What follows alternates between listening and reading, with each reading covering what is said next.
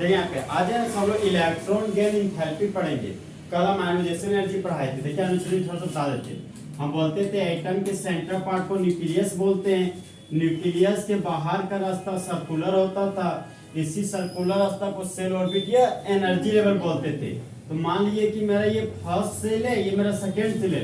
फिर second cell के बाद थर्ड सेल नहीं है, तो सेकेंड सेल में आप कहोगे last shell, outermost shell, valence shell. तो वैलेंस सेल में रहने वाला इलेक्ट्रॉन हो गया वैलेंस इलेक्ट्रॉन। तो इसी वैलेंस इलेक्ट्रॉन को हटाने के लिए जो बाहर से एनर्जी देते हैं ना, उसी एनर्जी को हम बोलते हैं आयोनाइजेशन एनर्जी। अब देखिए मामला, मान लीजिए मेरा लास्ट सेल है, लास्ट सेल को बोलते हैं वैलेंस, और वैलेंस सेल में रहने वाला इलेक्ट्रॉन वैलेंस इलेक्ट्रॉन। लेकिन फिलहाल वैलेंस इलेक्ट्रॉन मेरा है ही नहीं वैलेंस सेल में। तो बाहर से एक इलेक्ट्रॉन को हम वैलेंस सेल में जोड़ने जा रहे हैं। तो बाहर से एक इलेक्ट्रॉन को जब हम लोग वैलेंस सेल में जोड़ेंगे ना, तो उस समय जो एनर्जी रिलीज होगा ना, उसी रिलीज एनर्जी को हम लोग बोलते हैं इलेक्ट्रॉन गेन एंथैल्पी। समझिए वहां थोड़ा सा डिफरेंस है।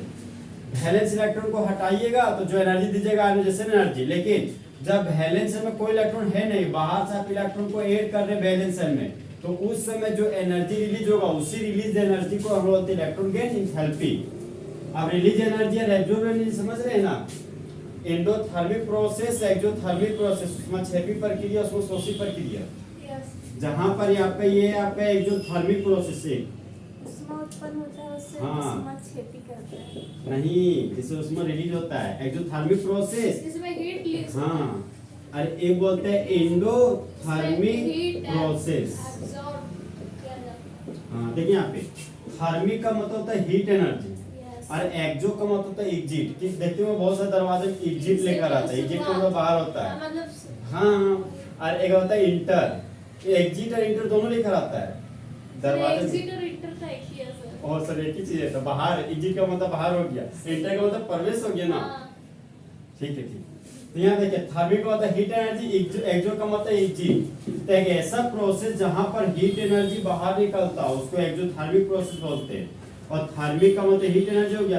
तो एक ऐसा प्रोसेस जहां पर हीट एनर्जी देना पड़ता है, उसी को बोलते हैं एंडोथर्मिक प्रोसेस। तो देखिए यहाँ पे ये प्रोसेस क्या होता है। मान लीजिए कि ये मेरा रिएक्टेंट है, और रिएक्टेंट आपका बदल जा रहा है आपका प्रोडक्ट में। यहाँ पर दो कंडीशन होगा, चाहे रिएक्टेंट को बाहर से एनर्जी दीजिएगा, चाहे वो जब प्रोडक्ट बन जाए तो बना हुआ प्रोडक्ट से एनर्जी आपका रिलीज होगा। तो जब रिएक्टेंट को बाहर से आप एनर्जी दीजिएगा ना, तब वह प्रोडक्ट में बदल देगा। तो ये हो गया आपका एंडोथर्मिक प्रोसेस। ओके, लेकिन आप क्या देख रहे हैं कि बना हुआ रिएक्टेंट को हम एनर्जी आज दिए नहीं, लेकिन जो बना हुआ प्रोडक्ट है ना, प्रोडक्ट बनने के दौरान जो यहाँ से एनर्जी रिलीज हुआ ना, इसी रिलीज एनर्जी को अभी बोलते हैं एक्सोथर्मिक प्रोसेस। मतलब रिएक्टेंट को एनर्जी दे रहे हैं तो एंडोथर्मिक प्रोसेस में प्रोडक्ट से गए तो बना हुआ प्रोडक्ट के साइड एनर्जी रिलीज होने लगा, तो हो गया एक्सोथर्मिक प्रोसेस। ये तो अभी ट्रेनिंग में पढ़ेंगे आप। एक्सोथर्मिक एंडोथर्मिक प्रोसेस को ट्रेनिंग पढ़ना था ना, ट्रेनिंग पढ़ना था, हम भी पढ़े हैं। सनलाइट रहता था, सूर्य का प्रकाश से। हाँ हाँ। तो इलेक्ट्रॉन गेन एंथैल्पी देखिए आज सबसे पहले हम इसका पढ़ेंगे सिंबल। आखिर इलेक्ट्रॉन गेन एंथैल्पी का सिंबल क्या होता है। देखिए एंथैल्पी आप फिजिक्स में पढ़ोगे डेल्टा। डेल्टा का मतलब होता है चेंज इन। डेल्टा का मतलब चेंज इन हो गया। एच रहेगा तो एच को बोलते हैं हीट एनर्जी,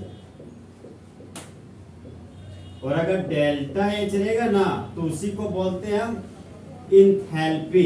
क्या बोलते हैं? एंथैल्पी। डेल्टा रहेगा तो चेंज इन, एच रहेगा तो हीट एनर्जी, और डेल्टा एच एक साथ रहेगा तो उसको बोलते हैं एंथैल्पी। अब कि ये एंथैल्पी है तो एंथैल्पी तो यहाँ पर आ गया समझ में।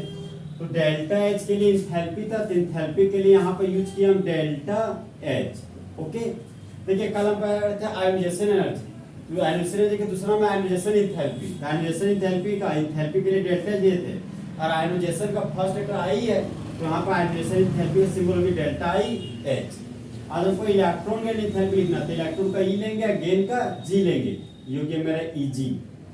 इलेक्ट्रॉन गेन एंथैल्पी का सिंबल हो गया delta easy H. Electron gain enthalpy का सिंबल हो गया delta easy H. Electron gain enthalpy का दूसरा नाम भी होता है। दूसरा नाम एग्जाम में दोनों नाम से किसी भी नाम से क्वेश्चन दे सकता है। जो इसका दूसरा नाम है इसको बोलते हैं अदर नेम। इसका जो दूसरा नाम है वो आपका इलेक्ट्रॉन एफिनिटी। इलेक्ट्रॉन एफिनिटी, देखिए एफिनिटी देखिए इलेक्ट्रॉन का लगाव, इलेक्ट्रॉन का लगाव किसके बेसिस पे, न्यूक्लियस के बेसिस पे हो रहा है। एफिनिटी का मतलब होता है लगाव होता है, समझे। एफिनिटी का मतलब मोहब्बत होता है, एफिनिटी का मतलब प्यार होता है, और एफिनिटी का मतलब केमिस्ट्रिक फोर्स ऑफ अट्रैक्शन होता है। देखिए यहाँ पे ये इलेक्ट्रॉन का लगाव, इलेक्ट्रॉन के प्रति लगाव कौन सा करेगा, आपका न्यूक्लियस, क्योंकि न्यूक्लियस के पास पॉजिटिव चार्ज है और इलेक्ट्रॉन के पास आपका नेगेटिव चार्ज है। तो न्यूक्लियस के द्वारा इलेक्ट्रॉन के प्रति जो लगाव है, न्यूक्लियस के द्वारा इलेक्ट्रॉन के प्रति जो फोर्स ऑफ अट्रैक्शन है, उसी को इलेक्ट्रॉन एफिनिटी कहते हैं। पॉइंट नंबर 3 बोलते हैं इलेक्ट्रॉन एंथैल्पी टर्म कि सबसे पहले सर एक इलेक्ट्रॉन को ऐड करना है, एक इलेक्ट्रॉन को जोड़ना है, तब पूछे कहां पे, तो बोलता आउटर मोस्ट सेल में, तो बोले आउटर मोस्ट सेल में मतलब एक इलेक्ट्रॉन को जोड़ना है। जब एक इलेक्ट्रॉन को हम लोग हटाते थे आउटर मोस्ट सेल से तो उसको बोलते थे आयनाइजेशन एनर्जी। आज एक इलेक्ट्रॉन को जोड़ना है आउटर मोस्ट सेल में, तो आउटर मोस्ट सेल में एक इलेक्ट्रॉन को जब हम लोग जोड़ते हैं ना तो उस समय वहां से एनर्जी रिलीज होता है, इसलिए इसको बोलते हैं एक्सोथर्मिक प्रोसेस। ये ऑब्जेक्टिव के लिए बहुत डिग्री आई है, एक्सोथर्मिक प्रोसेस लिखने से। तो उसके लिए कंडीशन के एक इलेक्ट्रॉन कहीं से भी नहीं हटा दें, इसलिए कंडीशन है अग्नि। अग्नि जहां पर ए हो गया आपका एटम, जी हो गया गैसियस अवस्था, वह गैसियस अवस्था में होना है, जो एटम है वह गैसियस अवस्था में होना चाहिए। एन हो गया न्यूट्रल, उसके मुंडी पर कोई चार्ज नहीं होना चाहिए। आइसो हो गया आइसोलेटेड स्टेट, आइसोलेटेड स्टेट को हम लोग बोलते हैं फ्री स्टेट, बहुत पहले बताए थे आपको फ्री स्टेट। एक बताते हैं कंबाइंड स्टेट, जैसे सोडियम अकेला है तो आपको फ्री स्टेट में, तो सोडियम के साथ क्लोरीन आ गया तो आपका कंबाइंड स्टेट। यहाँ पे ए से एटम होना चाहिए और वो आपका गैसियस अवस्था में होना चाहिए, उसके मुंडी पर नहीं होना चाहिए चार्ज, मतलब वो न्यूट्रल होना चाहिए आपका, और वो हमारा आइसोलेटेड होना चाहिए। अब देखिए एग्जांपल के रूप में ले हम क्लोरीन। क्लोरीन का एटॉमिक नंबर होता है 17, हर सेल में 2 इलेक्ट्रॉन, सेकंड सेल में 8 इलेक्ट्रॉन, लास्ट सेल में 7 इलेक्ट्रॉन। क्लोरीन चाहे कि मेरा ऑक्टेट कंप्लीट हो जाए, जिसको ऑक्टेट कंप्लीट करने के लिए 1 इलेक्ट्रॉन का रिक्वायरमेंट है, तो क्लोरीन क्या किया, 1 इलेक्ट्रॉन को गेन किया, क्लोरीन के मुंडी पर माइनस चार्ज डेवलप हो गया। तो जैसे ही Cl माइनस के रूप में कन्वर्ट हुआ, तब यहाँ से देख रहे हैं कि यहाँ से एनर्जी रिलीज होता है। यहाँ जो एनर्जी रिलीज हो रहा है आपका वो 349 किलो जूल एनर्जी रिलीज हो रहा है। इलेक्ट्रॉन गेन एंथैल्पी का सिंबल हो गया डेल्टा H, हो गया हमारा एंथैल्पी, Eg हो गया इलेक्ट्रॉन गेन एंथैल्पी, और क्लोरीन का लिख रहे हैं यहाँ पर लिख दिए Cl। हम जानते हैं 349 किलो जूल यहाँ से एनर्जी मेरा रिलीज हो रहा है, तो रिलीज एनर्जी को हम लोग नेगेटिव साइन से दिखाते हैं और एब्जॉर्ब एनर्जी को हम लोग पॉजिटिव साइन से दिखा रहे हैं। यहाँ पॉजिटिव लिखिएगा मतलब ऐसा नहीं हो कि एनर्जी दे रहे हैं, यहाँ से एनर्जी रिलीज हो रहा है, ये वाला देखिए एरो से पता चल रहा है आपका, यहाँ से एनर्जी रिलीज हो रहा है, रिलीज एनर्जी को नेगेटिव साइन से दिखाते हैं। 349 किलो जूल रिलीज हो रहा है, तो यहाँ पर लिखिए 349 किलो जूल। ये कंडीशन याद रखना पड़ेगा कि जब क्लोरीन 1 इलेक्ट्रॉन को गेन किया तो Cl माइनस के रूप में कन्वर्ट हो गया, तो उस दौरान 349 किलो जूल एनर्जी यहाँ से रिलीज होता। उसी रिलीज एनर्जी को हम लोग बोलते हैं इलेक्ट्रॉन गेन एंथैल्पी। यही कॉन्सेप्ट बात आया। बोल रहे हम ए से एटम, देखिए क्लोरीन आपका अकेला है, एटम हो गया, जिसे गैसियस अवस्था, क्लोरीन आपको देखिए गैसियस अवस्था में, सॉलिड अवस्था में लेकिन तो मामला गड़बड़ा जाएगा, ठीक है। आप भली बात जान रहे हैं कि सॉलिड अवस्था मान लीजिए आपका गैसियस अवस्था है, तो यहाँ एक एटम यहाँ पे तो दूसरा एटम पता चलेगा बहुत दूर में, और सॉलिड ऑफ फॉर्मेट लीजिएगा तो दूसरा एटम सटल रहेगा, यहाँ भी इसका भी न्यूक्लियस, इसका भी न्यूक्लियस, बाहर से हम एक इलेक्ट्रॉन को जोड़ने जा रहे हैं। तो जैसे हम इलेक्ट्रॉन जोड़ने जा रहे हैं, अब ये न्यूक्लियस बोलता है कि इस इलेक्ट्रॉन को हम रखेंगे, अब ये न्यूक्लियस बोलता है इस इलेक्ट्रॉन को हम रखेंगे अपना आउटर मोस्ट सेल में, यहाँ पे मामला गड़बड़ा जाएगा। अब इलेक्ट्रॉन घबरा गया कि हम इसके पास जाएं कि इसके आउटर मोस्ट सेल में जाए, तो ऐसे हालातों में सो कहीं ना कहीं इलेक्ट्रॉन फंस गया। इस तरह इलेक्ट्रॉन देखिए यहाँ मिडिल वाला में आ जाएगा, मतलब इलेक्ट्रॉन ऑलरेडी बहुत तरह कंफ्यूज हो जाएगा। तो ऐसी हालातों में इस तरह कॉन्सेप्ट यहाँ पे है ही नहीं। तो फिलहाल गैसेस अवस्था में इसलिए लेते हैं ताकि देखिए अब मेरे यहाँ बाहर से इलेक्ट्रॉन आ रहा है, दोनों जो मेरा एटम है वो बहुत दूर दूर में, बाहर से एक इलेक्ट्रॉन आया तो इस न्यूक्लियस पर इस इलेक्ट्रॉन का पकड़ बहुत आसानी से, देखिए न्यूक्लियस का पकड़ यहाँ पर अगर इलेक्ट्रॉन सेट हुआ, यहाँ पे देखिए इन दोनों न्यूक्लियस चाहे इन दोनों एटम के बीच का डिस्टेंस बढ़ गया, और हम लोग जानते हैं कि दूरियां बढ़ने से लगाव कम होता है। जब जब आपका डिस्टेंस बढ़ेगा तो हमेशा फोर्स ऑफ अट्रैक्शन क्या होता है, घट जाता है। तो ऐसे हालात में इलेक्ट्रॉन आसानी से इस न्यूक्लियस के पकड़ में आ गया कि जब ये इलेक्ट्रॉन बाहर से वो इलेक्ट्रॉन इस न्यूक्लियस के पास आएगा तो आसानी से ये न्यूक्लियस अपने आउटर मोस्ट शेल में आने वाले इलेक्ट्रॉन को आराम से रखेगा, यहाँ भी आराम से रखेगा। लेकिन अगर दोनों एक साथ रहेंगे तो उस इलेक्ट्रॉन को दोनों न्यूक्लियस अपनी ओर अट्रैक्ट करेगा। ऐसे हालात में इस तरह कंडीशन एग्जिस्ट नहीं करता है, इसलिए हम लोग हमेशा गैसियस स्टेट में लेते हैं। एन होगी न्यूट्रल, क्लोरीन देखिए न्यूट्रल, इसके मुंडी पर चार्ज नहीं है। आइस हो गया आइसोलेटेड स्टेट, क्लोरीन आपका अकेला है इसलिए उसको बोलते हैं आइसोलेटेड स्टेट। आइसोलेटेड स्टेट को भी हम लोग फ्री स्टेट बोलते हैं, इसको बोलते हैं स्वतंत्र अवस्था। इतना बात आया? बताइए इलेक्ट्रॉन के एंथैल्पी का सिंबल बताइए। डेल्टा एच ई जी, एक ईजी होता है कपड़ा धोने वाला, वो ईजी मत समझिएगा, ध्यान रखिएगा पापा, मिस्टेक करिएगा आप लोग। क्या होता है डेल्टा एच ई जी, जहां पर डेल्टा का मतलब क्या होता है चेंज, एच का मतलब हीट एनर्जी, और डेल्टा एच को एक साथ क्या बोलिएगा, इंथैल्पी। क्या बोलिएगा, इंथैल्पी। और डेल्टा एच अगर डेल्टा आई एच होता तो उसको बोलते हैं आयोनाइजेशन इंथैल्पी। क्या बोलते हैं, आयोनाइजेशन इंथैल्पी। लेकिन डेल्टा ईजीएच आपका तो हो गया आपका इलेक्ट्रॉन गेन इंथैल्पी। अब बताइए इलेक्ट्रॉन गेन इंथैल्पी का दूसरा नाम बोलिए, electron affinity. Electron gain enthalpy, enthalpy को हम बोले heat energy, change in heat energy. तो एनर्जी का यूनिट आप लोग जानते हैं, चाहे जूल होता है चाहे किलो जूल होता है, जूल चाहे किलो जूल। तो यहाँ पे इलेक्ट्रॉन गेन इंथैल्पी का यूनिट हो जाएगा आपका किलो जूल पर एटम, चाहे आपका हो जाएगा इलेक्ट्रॉन वोल्ट पर एटम। ओके, अब आ रहे हैं हम वो वाला टेबल में जो ग्रुप और पीरियड के लिए बनाते थे। ये हो गया मेरा गड़ा हुआ लाइन, गड़ा हुआ लाइन को हम लोग क्या बोलते थे, ग्रुप। यहाँ पर हम बना रहे हैं, ये हो गया मेरा ग्रुप। ग्रुप को हम बोलते हैं जीपी भी बोल सकते हैं, ये हो गया मेरा ग्रुप। और ये था मेरे पड़ा हुआ लाइन, इसी पड़ा हुआ लाइन को हम लोग बोलते थे पीरियड। ये हो गया मेरा पीरियड, PRIOD। इसको बोलते थे टॉप। ये हो गया मेरा बॉटम, इसको बोलते थे लेफ्ट। ये हो गया आपका राइट। तो ऊपर से नीचे जब हम लोग ग्रुप में आते थे तो हम बोलते थे कि सेल का नंबर बढ़ता है, मतलब first shell, second shell, third shell, fourth shell. तो हम बोलते थे सेल के बड़े सबसेल बढ़ता है। याद है हमको बताया था बहुत पहले, अगर सेल एक रहेगा तो सबसेल एक होगा, सेल 2 तो सबसेल 2, सेल 3 तो सबसेल 3, सेल 4 तो सबसेल 4, एसपीडी है। तो बोलते थे सेल बढ़ता था तो सबसेल बढ़ जाता था, और वाइटल भी बढ़ जाता था, इलेक्ट्रॉन भी देखते थे बढ़ जाता था। इसलिए हम बोलते थे कि के सेल में मैक्सिमम 2 इलेक्ट्रॉन था, एल सेल में मैक्सिमम 8 इलेक्ट्रॉन था, ए जो थर्ड सेल आपका था 3 3 9 9 2 18 इलेक्ट्रॉन था। अरे n2 n2 बैठा रहे हैं। अब बोलते थे कि हाँ 16 और वाइटल था तो 16 में 32 इलेक्ट्रॉन हो जाता था, अब 25 और वाइटल था तो 50 इलेक्ट्रॉन हो जाता था। तो सेल के बढ़ने से सबसे बढ़ता है, 50 कैसे होगा सर, 2n² क्या n²? देखिए n² और वाइटल बताता था, और 2n² है ना से इलेक्ट्रॉन मैक्सिमम इलेक्ट्रॉन बताता था। किसी भी और वाइटल मैक्सिमम इलेक्ट्रॉन को 2n², हम मैक्सिमम इलेक्ट्रॉन पूछ रहे हैं। तो गलत हो गया, जैसे कि हम 25 का बोले 50 का, क्यों कहा गया? वो 25 का 50 बोल दिया, कहा था मिस्टेक हो गया बोलने। यहाँ पे एक था तो ये एक का स्क्वायर, 2 था 2 दूनी 4 दूनी 8, 3 3 9 9 2 18, यस 5 था 5 बचे 25 25 दूना 50, 30 का जाएगा। हाँ।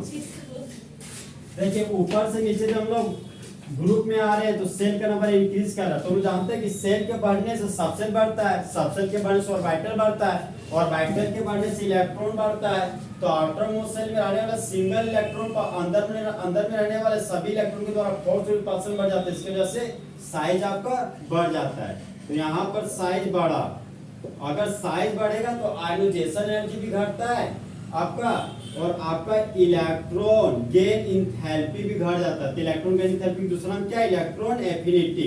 इलेक्ट्रॉन एफिनिटी को यहाँ पे EA लिख रहे, इलेक्ट्रॉन एफिनिटी यहाँ मेरा क्या हो रहा है, घट जा रहा है। फिर हम बोलते थे हाँ एक चीज और बताए थे, ऊपर से नीचे जब लोग ग्रुप में आते हैं ना तो इफेक्टिव न्यूक्लियर चार्ज आपका कांस्टेंट हुआ करता था, और बाएं से दाएं जब हम लोग पीरियड में जा रहे हैं तो हम बोलते थे आपको कि साइज मेरा है जो डिक्रीज करता है, साइज मेरा घटता है। तो साइज इसलिए घट रहा था क्योंकि वहां पे इफेक्टिव न्यूक्लियर चार्ज आपका बढ़ जाता था। और इफेक्टिव न्यूक्लियर चार्ज बढ़ रहा है और यहाँ पे साइज घट रहा है।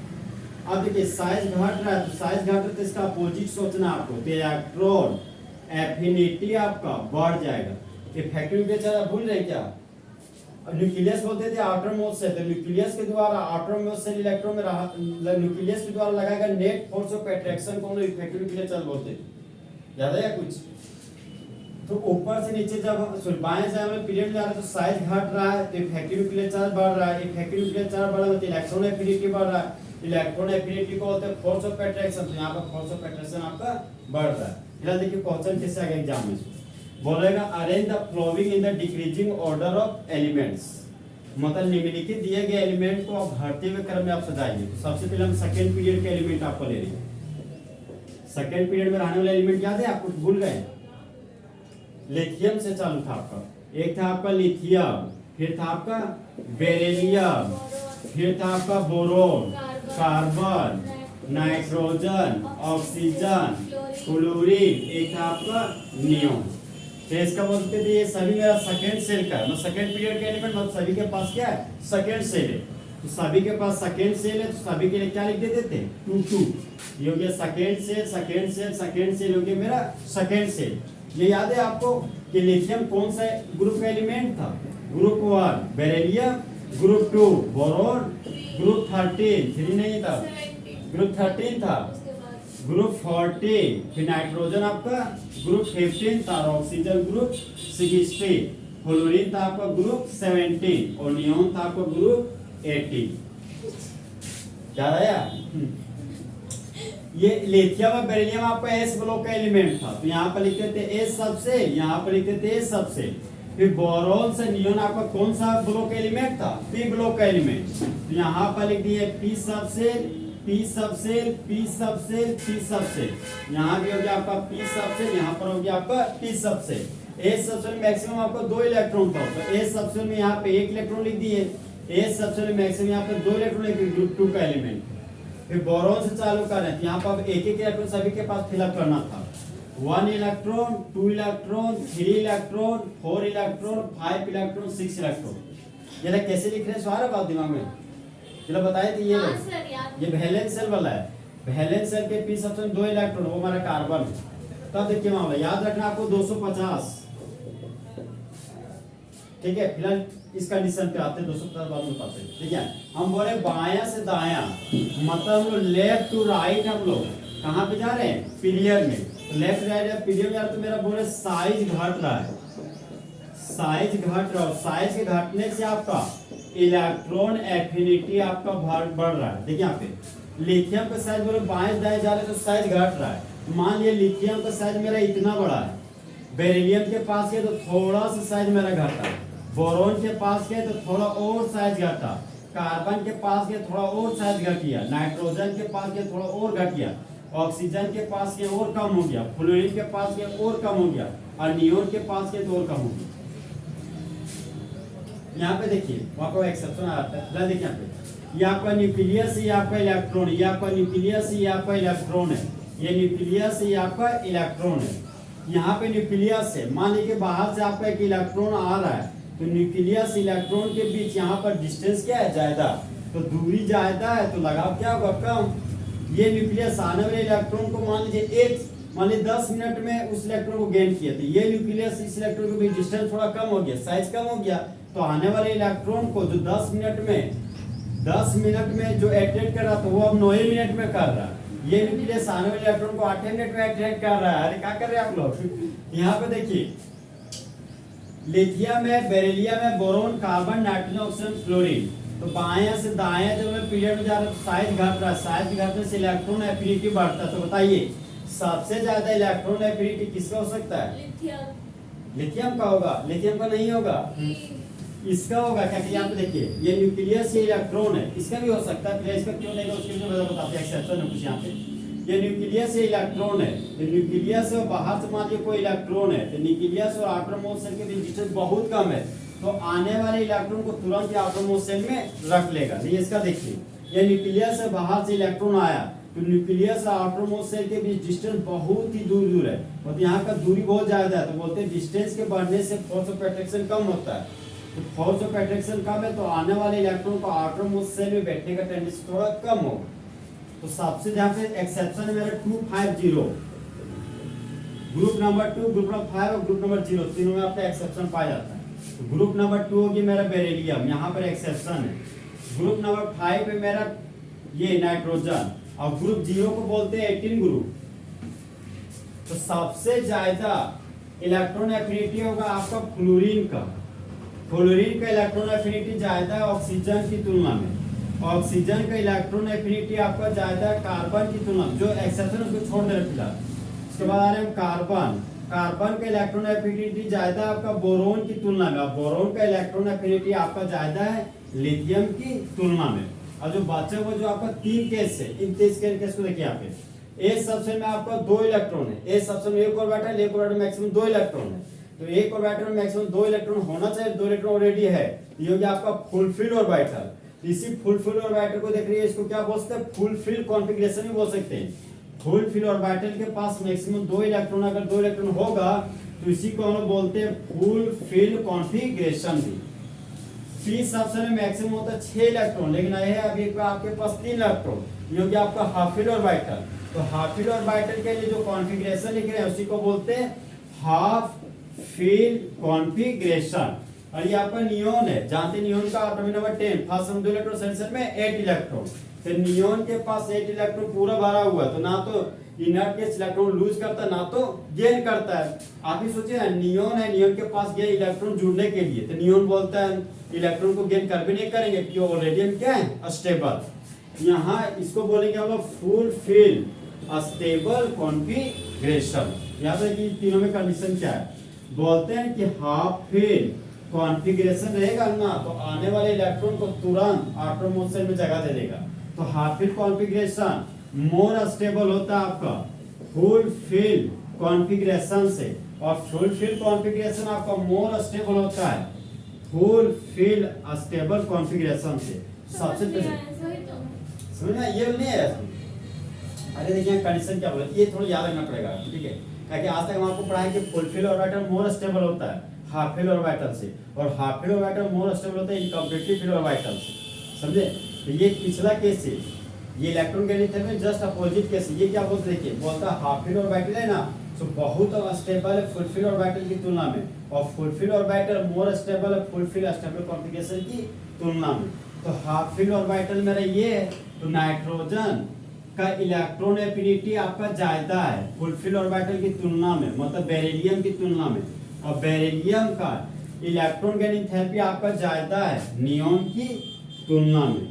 तो ये कि आपका डिक्रीजिंग ऑर्डर फ्लोरीन का सबसे ज्यादा है और नियोन का सबसे कम है। अगर आप इंक्रीजिंग ऑर्डर में लिखिएगा तो सबसे ज्यादा नियोन का होगा, नियोन से ज्यादा बेरिलियम का होगा, बेरिलियम से ज्यादा नाइट्रोजन का होगा, नाइट्रोजन से ज्यादा लिथियम का होगा, लिथियम ज्यादा बोरॉन का, बोरॉन ज्यादा कार्बन का, कार्बन ज्यादा ऑक्सीजन, ऑक्सीजन ज्यादा फ्लोरीन का। फिर से रिपीट करा से सुनिएगा, हम बोले बायां से दायां जब हम लोग पीरियोडिक टेबल में जा रहे हैं और वो भी पीरियड में जा रहे हैं, पीरियोडिक टेबल के पीरियड में जा रहे हैं, तो लेफ्ट टू राइट जब हम लोग पीरियड में जा रहे हैं तो बोले कि साइज घट रहा है। तो साइज इसलिए घटता है क्योंकि इफेक्टिव न्यूक्लियर चार्ज बढ़ता है। तो जब साइज घटेगा ना तो इलेक्ट्रॉन एफिनिटी इनवर्सली प्रोपोर्शनल होता है आपका साइज का, इलेक्ट्रॉन एफिनिटी इनवर्सली प्रोपोर्शनल होता है आपका साइज का। तो एक हाथ में इलेक्ट्रॉन एफिनिटी आपका, एक हाथ में साइज है। अगर आप इलेक्ट्रॉन एफिनिटी बढ़ाइएगा तो साइज आपका क्या हो जाएगा? घट जाएगा, क्योंकि ये एक दूसरे के क्या है? Inversely proportional. अगर डायरेक्टली प्रोपोर्शनल होते तो साइज बढ़ाते तो इलेक्ट्रॉन एफिनिटी भी बढ़ जाता आपका। तो फिलहाल इलेक्ट्रॉन इनवर्सली प्रोपोर्शनल। तब देखिए मामला यहाँ पे हम बोले ये न्यूक्लियस से और बाहर से इलेक्ट्रॉन आ रहा है, तो बाहर से जो इलेक्ट्रॉन आ रहा है इसमें फोकस करते हैं तो समझ में आएगा। इससे साइज छोटा, ये न्यूक्लियस है। मान लीजिए बाहर से कोई इलेक्ट्रॉन आया, वो इलेक्ट्रॉन यहाँ पे आउटरमोस्ट सेल में आ रहा है, तो ये न्यूक्लियस और आउटरमोस्ट सेल के बीच डिस्टेंस बहुत ही दूर है, समझे? तो आने वाले इलेक्ट्रॉन के प्रति इनका अट्रैक्शन थोड़ा कम होगा कंपेयर टू इसके। ये न्यूक्लियस है, बाहर से इलेक्ट्रॉन आया तो न्यूक्लियस से तुरंत उस इलेक्ट्रॉन को अट्रैक्ट कर ले, क्योंकि न्यूक्लियस इस आउटरमोस्ट सेल के बेहद करीब है, समझे? तो यहाँ तुरंत आउटरमोस्ट सेल में इलेक्ट्रॉन ये बैठ जाएगा आके। लेकिन यहाँ पर इस इलेक्ट्रॉन को, मान लीजिए इस इलेक्ट्रॉन को आउटरमोस्ट सेल आने में आपका 1 मिनट लगा, सॉरी 1 सेकंड लगा, तो यहाँ पर इस इलेक्ट्रॉन को आउटरमोस्ट सेल आने में 1 मिनट का टाइम लग जाता है। तो वही चीज यहाँ पे दर्शाया गया है कि इन सारे में सबसे ज्यादा आपका जो इलेक्ट्रॉन को अट्रैक्ट करने का टेंडेंसी वो किसका है, फ्लोरीन का। ठीक है, लग रहा था कि आज का नियोन का होता है, नियोन का नहीं होता है, यहाँ पे एक्सेप्शन वाला के साथ आता है। तो सबसे ज्यादा आपको फ्लोरीन का, तो यहाँ फ्लोरीन लिखे, फ्लोरीन का ज्यादा तो ऑक्सीजन से, क्योंकि देखिए ना न्यूक्लियस से आने वाला इलेक्ट्रॉन, तो न्यूक्लियस इलेक्ट्रॉन के यहाँ देखिए इसका साइज इससे थोड़ा सा बड़ा इसका साइज है, इससे थोड़ा सा बड़ा साइज का है, इससे बड़ा साइज है इसका, इससे बड़ा इसका साइज, इससे बड़ा इसका साइज, उल्टा घुमा दी।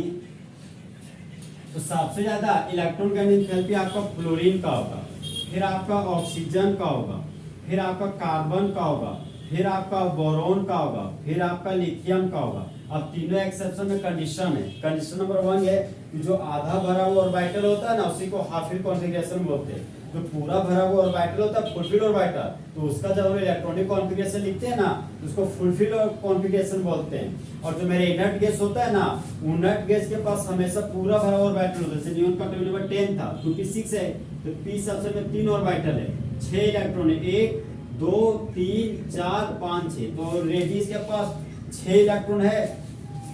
और इसका ऑक्टेट हमेशा क्या होता है, कंप्लीट होता है। पूरा लिखिएगा, देखिए नियोन का एटॉमिक नंबर 10 हो गया, इलेक्ट्रॉनिक कॉन्फ़िगरेशन हो गया 1s2 2s2 2p6। तो सबसे बड़ा सेल हो गया वैलेंस से, और वैलेंस से में रहने वाला इलेक्ट्रॉन वैलेंस इलेक्ट्रॉन, तो 6 इलेक्ट्रॉन और 2 इलेक्ट्रॉन हो गया आपका 8 इलेक्ट्रॉन। तो इसका ऑक्टेट कंप्लीट है, इसलिए यहाँ से इलेक्ट्रॉन को निकालना बहुत ही टफ है। केवल और मौका मिलेगा आपको थर्ड पीरियड समझने। इधर थोड़ा सा बात गया दिमाग में, और इसे कल वाला लिख के आज जुड़ रहा है, समझे, इसलिए बहुत क्लास मिस नहीं करनी। इसीलिए आपको लग रहा है कि आज कुछ नया, कल हम जो पढ़ाए थे ना वो आज पढ़ते बहुत और इजी लगता है आपको, फिर भी इजी लग जाएगा। थर्ड पीरियड में आज बता देंगे कैसे को रिपीट कर देंगे। तो थर्ड पीरियड में आने वाला पहले एलिमेंट कौन था आपका, बताइए तो। अरे इसी दिन के लिए पढ़ाए थे उस दिन। थर्ड पीरियड में रहने वाला पहला एलिमेंट कौन है, sodium magnesium aluminium silicon phosphorus sulphur. वही वाला है, वही वाला जो कि आपका थर्ड पीरियड। थर्ड पीरियड में रहने वाला एलिमेंट है आपका sodium, magnesium, aluminium, silicon, phosphorus, sulphur, chlorine, और योगी आपका आर्गन, योगी आपका आर्गन। तो हम बोले कि लेफ्ट टू राइट हम कहाँ जा रहे हैं, ग्रुप की पीरियड में जा रहे हैं। तो हम बोले कि साइज मेरा घटेगा कि बढ़ेगा, साइज घटेगा। तो साइज क्यों घटता है, क्योंकि इफेक्टिव न्यूक्लियर बढ़ जाता है, मतलब वैलेंस इलेक्ट्रॉन पर न्यूक्लियस का पकड़ आपका लगातार बढ़ते जाता है, क्योंकि यहाँ पे इलेक्ट्रॉन का नंबर बढ़ते जाता है। इलेक्ट्रॉन को बोलते थे एटॉमिक नंबर, एटॉमिक नंबर मतलब न्यूक्लियर चार्ज, न्यूक्लियर चार्ज होता है न्यूक्लियस का ताकत। देखिए कॉन्सेप्ट कभी की पहली बार इलेक्ट्रॉन आया था, और आज देख रहे हैं इलेक्ट्रॉन से पूरा केमिस्ट्री पढ़ा रहे हैं। सच्ची बोले सेकंड जो खाली इलेक्ट्रॉन से पढ़ा रहे हैं, यही चैप्टर तो पूरा इलेक्ट्रॉन पे है खाली। देखिए अब लोग इलेक्ट्रॉनिक कॉन्फ़िगरेशन लिखते थे, तो सारा एलिमेंट मेरा थर्ड पीरियड का है, तो यहाँ पर 3 लिखिए, 3 3 3, ये 3 आपको पीरियड नंबर बता रहा है, इसी को थर्ड सेल भी हम लोग बोलते थे। ये हो गया third period, third period, third period. अब बताइए सोडियम एस ब्लॉक का एलिमेंट है, पी ब्लॉक का, एस ब्लॉक का, मैग्नीशियम एस ब्लॉक का, एल्युमिनियम से आर्गन कहाँ का है, पी ब्लॉक का। यहाँ पर सभी के पास पी सबसे लिख दी, ओके। एस सबसे में 2 इलेक्ट्रॉन होता है, तो ग्रुप 1 का इसलिए 1 इलेक्ट्रॉन बढ़ दिया, मैग्नीशियम ग्रुप 2 का है तो 2 इलेक्ट्रॉन। एल्युमिनियम के पास आए तब ये पी ब्लॉक चालू हुआ, तो पी सबसे में 6 इलेक्ट्रॉन होता है, इसलिए पी ब्लॉक में मेरा 6 ग्रुप भी होता है। तो 1 इलेक्ट्रॉन हो गया, 2 इलेक्ट्रॉन, 3 इलेक्ट्रॉन, 4 इलेक्ट्रॉन, 5 इलेक्ट्रॉन, ये हो गया आपका 6 इलेक्ट्रॉन।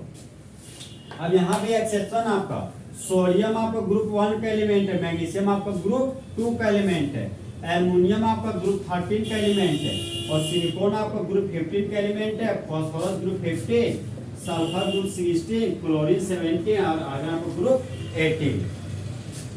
अब देखिए मामला साइज घट रहा है, साइज घटेगा तो मेरा इलेक्ट्रॉन एफिनिटी मेरा क्या होगा, बढ़ेगा। यहाँ पे एक्सेप्शन 3 जगह पे है। पहला ग्रुप नंबर 2 मैग्नीशियम, फिर आपका 250 250, 5 का मतलब 50, तो ग्रुप 50 में एक्सेप्शन है। एक एक्सेप्शन मेरा कहाँ पे, आर्गन। तो बोले बाएं से दाएं जा रहे हैं तो साइज मेरा डिक्रीज कर रहा है। देखिए यहाँ पे साइज मेरा लगातार क्या हो रहा है, कम होते जा रहा है। तो अगर न्यूक्लियस आने वाला इलेक्ट्रॉन को यहाँ पर अट्रैक्ट होने का टेंडेंसी थोड़ा कम हो जाएगा, क्योंकि न्यूक्लियस आउटरमोस्ट शेल के बीच डिस्टेंस बहुत ज्यादा है। यहाँ पर देखिए ये न्यूक्लियस है और मान लीजिए ये आउटरमोस्ट सेल है, तो न्यूक्लियस का आउटरमोस्ट सेल के बीच डिस्टेंस बहुत कम है, तो बाहर से जो इलेक्ट्रॉन होगा उस इलेक्ट्रॉन को अट्रैक्ट करने का टेंडेंसी क्या होगा, बहुत ही ज्यादा होगा। तो सबसे ज्यादा इलेक्ट्रॉन एफिनिटी हो जाएगा आपका क्लोरीन का। क्लोरीन का ज्यादा किसकी तुलना में, सल्फर की तुलना में। तो यहाँ पर लिखिए सल्फर, सल्फर का इलेक्ट्रॉन एफिनिटी ज्यादा है किसकी तुलना में, सिलिकॉन की तुलना में। और सिलिकॉन का ज्यादा है किसकी तुलना में, एल्युमिनियम की तुलना। देखिए जो है ना क्वेश्चन आपको इंक्रीजिंग ऑर्डर में कभी नहीं पूछा, अच्छा डिक्रीजिंग ऑर्डर पूछा है। हाँ दे देंगे कॉपी यहाँ पे। तो सिलिकॉन का इलेक्ट्रॉन एफिनिटी ज्यादा है एल्युमिनियम से, एल्युमिनियम का इलेक्ट्रॉन एफिनिटी ज्यादा है किसकी तुलना में, सोडियम की तुलना में। अब मेरा एक्सेप्शन में फोकस जाएगा। हम बोलते थे कि जो हाफ फिल कॉन्फ़िगरेशन ये आपका फुल फिल कॉन्फ़िगरेशन है, ये सबसे मैक्सिमम 2 इलेक्ट्रॉन है, तो इसको कौन सा कॉन्फ़िगरेशन बोलिएगा, फुल फिल कॉन्फ़िगरेशन। अब फास्फोरस का देखिए पी सबसे में 6 इलेक्ट्रॉन होना चाहिए, है आपका 3 इलेक्ट्रॉन। ये हो गया मेरा आधा बराबर बैटल। आधा बराबर बैटल के जो कॉन्फ़िगरेशन लिख रहे हैं उसी को बोलते हैं हम हाफ फिल कॉन्फ़िगरेशन। और हम जानते हैं कि ग्रुप 18 में रहने वाले सभी एलिमेंट स्टेबल होते हैं, तो इसीलिए उसका जो कॉन्फ़िगरेशन लिखिएगा तो उसको बोलेगा फुल फिल स्टेबल कॉन्फ़िगरेशन। तो हम बोलते हैं कि आधा बराबर कॉन्फ़िगरेशन में इलेक्ट्रॉन के आने का टेंडेंसी ज्यादा होगा। कैसे होगा सो देखिए, थोड़ा सा बता देते हैं यहाँ पे। पी सबसे मेरा 3 इलेक्ट्रॉन है, ये हो गया 3 इलेक्ट्रॉन, 1 इलेक्ट्रॉन 2 इलेक्ट्रॉन 3 इलेक्ट्रॉन। ये मेरा ए सबसेल है, ए सबसेल मेरा 2 इलेक्ट्रॉन, एक इलेक्ट्रॉन क्लॉकवाइज में, एक इलेक्ट्रॉन एंटी क्लॉकवाइज में।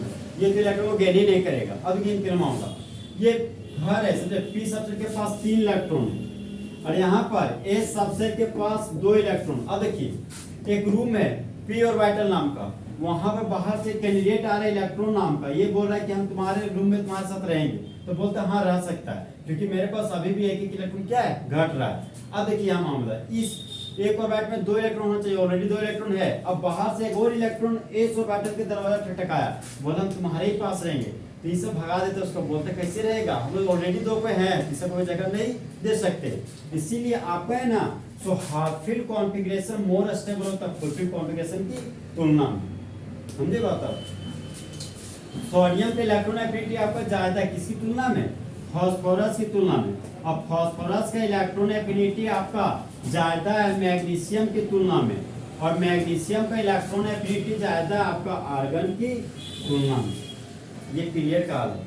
अब ग्रुप बच्चा हो इसमें खत्म हो जाएगा ये। हाँ ग्रुप में भी पढ़ना है। अब हाँ बताते ना, इससे ग्रुप 1 और ग्रुप 2 में रहने वाला एलिमेंट मेटल है कि नॉन मेटल, क्या जी? ग्रुप 1 और ग्रुप 2 में रहने वाला एलिमेंट मेटल है कि नॉन मेटल, मेटल है। तो बताइए मेटल इलेक्ट्रॉन को लूज करेंगे कि गेन,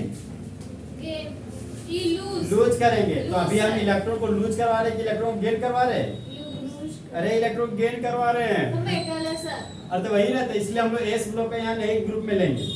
एस ब्लॉक में जो हमारा इलेक्ट्रॉन गेन एंथैल्पी वो कभी नहीं होता है, क्योंकि वहां पे मेटल है ना, हमको इलेक्ट्रॉन गेन करने का टेंडेंसी दिखाना, तो इलेक्ट्रॉन गेन मेटल थोड़ी करता है, हमेशा क्या करता है, नॉन मेटल।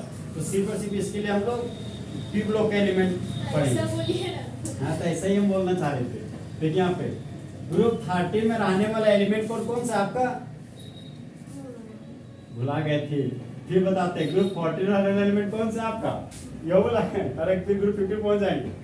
तो यहाँ पे ग्रुप 14 वाला एलिमेंट है कौन, सी गीत सुनाऊं प्रभु, जहाँ पर कार्बन का एटॉमिक नंबर कितना था 6, सिलिकॉन का 14, जर्मेनियम का 32, टीन का 50, लेड का कितना था 82।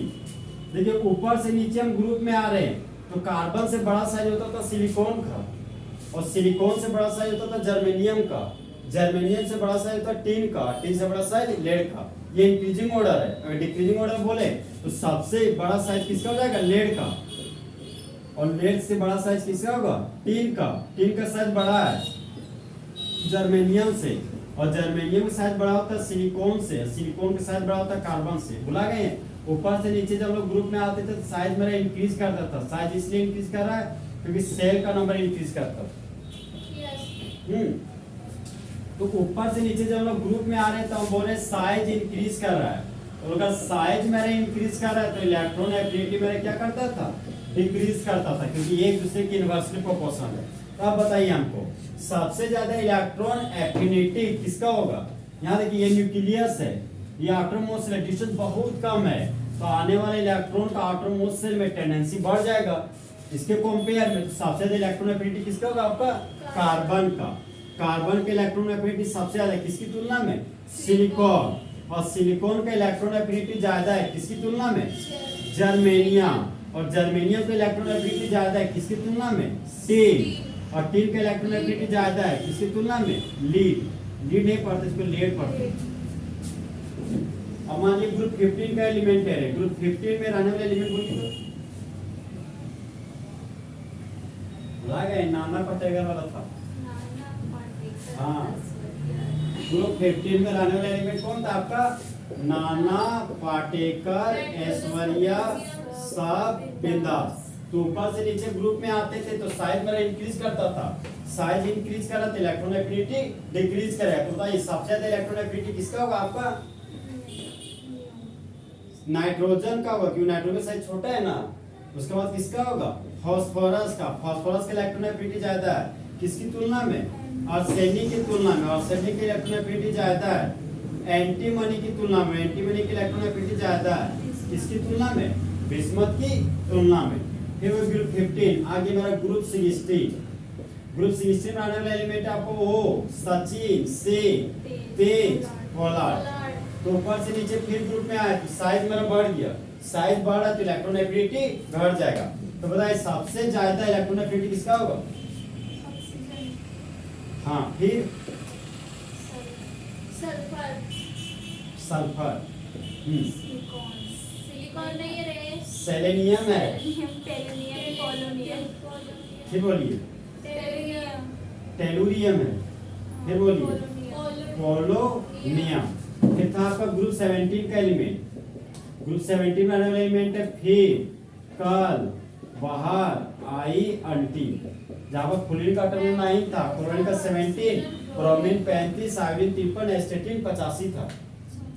हाँ, तो ऊपर से नीचे ग्रुप में आ रहा है साइज इंक्रीज करेगा और इलेक्ट्रॉन एफिनिटी डिक्रीज करेगा। बताइए सबसे ज्यादा इलेक्ट्रॉन एफिनिटी किसका होगा, फ्लोरीन, उसके बाद क्लोरीन, उसके बाद ब्रोमीन, उसके बाद आयोडीन। देखिए सर यही ऑर्डर होगा, लेकिन यहाँ पे गड़बड़ है, समझे, एक्सेप्शन बताते ना, और यहाँ भी एक्सेप्शन है। देखिए आपका ये सेकंड पीरियड, ये थर्ड पीरियड एलिमेंट है ना, तो थर्ड पीरियड एलिमेंट में सिर्फ एक्सेप्शन है। यहाँ पर ये थर्ड पीरियड एलिमेंट, यहाँ पर ये थर्ड पीरियड एलिमेंट है, और यहाँ पर ये थर्ड पीरियड एलिमेंट, यहाँ पर घपला है। यहाँ पर क्या देखिए, एक्सेप्शनली इलेक्ट्रॉन एफिनिटी सबसे ज्यादा नाइट्रोजन को होना चाहिए, क्योंकि नाइट्रोजन का साइज, फास्फोरस साइज तो बड़ा है, यहाँ पर ऑक्सीजन का साइज छोटा है, सल्फर का साइज बड़ा है, फ्लोरीन का साइज छोटा है, क्लोरीन का साइज बड़ा है, कार्बन का साइज छोटा है, और आपका सिलिकॉन साइज बड़ा है। तो आने वाला इलेक्ट्रॉन को न्यूक्लियस का पकड़ सबसे तो नाइट्रोजन पे ही होना चाहिए था, सबसे तो ऑक्सीजन पर होना चाहिए, सबसे फ्लोरीन पर होना चाहिए, सबसे ज्यादा कार्बन पे होना चाहिए। लेकिन यहाँ पे एक्सेप्शनली थर्ड पीरियड एलिमेंट में जब प्रैक्टिकल किया गया, प्रैक्टिकल होने के दौरान देखा कि सबसे ज्यादा इलेक्ट्रॉन को खींचने का टेंडेंसी थर्ड पीरियड के एलिमेंट का होता है। Second, third, fourth, fifth, six, seven की तुलना में सबसे ज्यादा आपका थर्ड पीरियड का एलिमेंट होता है। जो ये फास्फोरस आप सेकंड में लिखे ना, ये जंप करके फर्स्ट में पहुंच जाता है। जैसे कोई बच्चे एग्जाम में चोरी करके फर्स्ट पहुंच जाता है, वो फर्स्ट में पहुंच सकता था, चोरी करके पहुंचता है वो, उसी तरह यहाँ पर हो जाता है। समझे, एक्सेप्शनली, एक्सेप्शन कि यहाँ एक्सेप्शन है, एक्सेप्शनली ऐसा केस हो जाता, होना नहीं चाहिए। फिर यहाँ पे देखिए सल्फर, यहाँ पे सल्फर को जंप करके कहाँ पहुंच जाते हैं, फर्स्ट में, और ऑक्सीजन को पहुंच जाना चाहते हैं सेकेंड में, लेकिन ऑक्सीजन यहाँ पे सेकेंड में पहुंचता ही नहीं है। थर्ड वाला भी तो बड़ा है उससे। हाँ, वही तो कह रहे हैं, कॉन्सेप्ट के अनुसार जो हम सोच रहे हैं वो सही, जो अभी तक बोले ना वो कॉन्सेप्ट के बेसिस पे बोले, ये कॉन्सेप्ट जो एक्सेप्शन आप उसके बेसिस पर अब बोल रहे हैं। तो फिलहाल लग रहा है कि सल्फर यहाँ होगा और ऑक्सीजन यहाँ होगा, ये ऑर्डर सही लग रहा है हमको, यहाँ भी गड़बड़ है, बस देर से बताते हैं। यहाँ पहले देखिए सिलिकॉन लग रहा सेकेंड में, नहीं, सिलिकॉन सेकेंड से कहाँ जंप जाता है, फर्स्ट में। अब देखिए आप कहिए, ये तो हो गया क्लोरीन में, देखिए ये क्लोरीन लगता सेकेंड में है, लेकिन सेकेंड में नहीं है, ये क्लोरीन लगता फर्स्ट में जाता है। समझे, तो सबसे ज्यादा इलेक्ट्रॉन क्लोरीन को आता है, फिर फ्लोरीन का, फिर ब्रोमीन का, फिर आयोडीन का। अब देखिए इस मामले में यहाँ गड़बड़ क्या है, हम जानते हैं कि ऑक्सीजन के पास कितना लोन पेयर होता है, 2 लोन पेयर। बाहर से इलेक्ट्रॉन इस ऑक्सीजन के पास आने के लिए तैयार हुआ, आ रहा था रास्ता में, तो लोन पेयर है। लोन पेयर जानते हैं, लोन पेयर मेरा इलेक्ट्रॉन होता है, मेरे इलेक्ट्रॉन का वाद जोड़ा जो बोल भाग नहीं लेता है उसको लोन पेयर बोलते हैं। तो आने वाला इलेक्ट्रॉन भी नेगेटिव चार्ज, और यहाँ रहने वाला जो दो लोन पेयर वो इलेक्ट्रॉन ही है, तो आने वाला नेगेटिव चार्ज, आने वाला बहुत सारे नेगेटिव चार्ज। नेगेटिव चार्ज में क्या हो गया, फोर्स ऑफ रिपल्सन हो गया, समझे। तो इसी फोर्स ऑफ रिपल्सन होने की वजह से आने वाला इलेक्ट्रॉन ऑक्सीजन के पास आ रहा था, लेकिन ये रिपल्सन होने की वजह से ये इलेक्ट्रॉन आ ही नहीं पाया, जिसकी वजह से लग रहा था कि सल्फर के इलेक्ट्रॉन एफिनिटी सबसे ज्यादा, उसका ऑक्सीजन का है, यही ऑक्सीजन सबसे अंतिम में चल जाता है, समझे। इसमें एक्सेप्शन में भी एक्सेप्शन यूज किया, समझे। जिससे आपका ग्रुप 16 में पहला खुशखबरी ये है कि आपको सिर्फ है ना एग्जाम के लिए ग्रुप 17 में पढ़ना है, ठीक है। ये सब हाँ ग्रुप 17 में पढ़ना, समझे। अरे ये सब हम आपको नॉलेज के लिए पढ़ा देंगे, आप इतना पढ़ा दिए, आपको कोई भी एग्जाम लिखिएगा ना, आपको एक भी क्वेश्चन नहीं छूटेगा, इस बेसिस पर पढ़ा दिया। लेकिन सिलेबस के बेसिस पर सिर्फ हमको यही पढ़ाना चाहिए, तो वहाँ पर सेकंड पीरियड एलिमेंट पढ़ा था बस, वहाँ सेकंड पीरियड ग्रुप में ग्रुप 17 दो ही तो पढ़ाना था, निकाल देना था, यहाँ हमको पूरा पढ़ा दिए ताकि थोड़ा आपको कुछ लगे, कुछ सीखे, समझे बात।